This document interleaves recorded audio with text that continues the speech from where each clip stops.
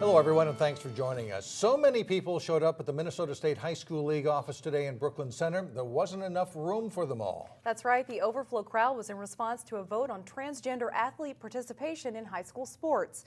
Reporter Delane Cleveland was among those who packed into the league office. He has more on the vote. Delane?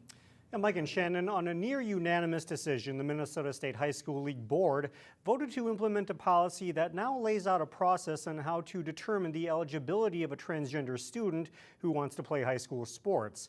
It's a decision that was months in the making, and it wasn't made lightly.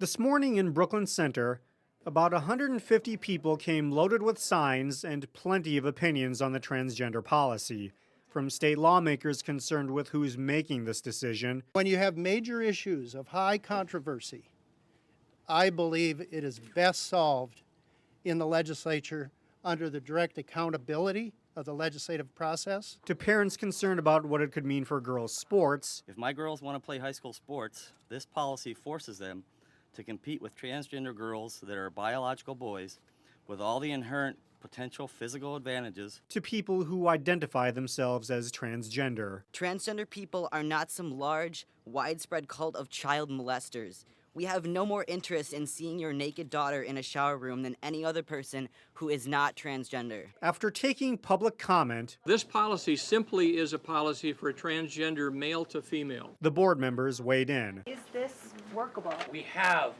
done due diligence on this policy. This is, I believe, the 8th or 9th draft of this policy. Ultimately, 18 of the 20 board members voted to approve the policy. The decision, however, drew scorn from some. The issue in my mind is my daughter safe in the locker room.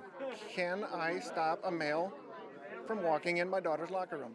And this policy does not protect her. Yet in the end, the ayes have it. I think Minnesota definitely took a big step forward. I'm proud to be living in Minnesota. Well, going forward, a transgender student's eligibility to play on a high school sports team would be done through an appeals process that is overseen by the Minnesota State High School League. The policy goes into effect in the 2015-2016 school year. Mike? All right, thank you, Delane.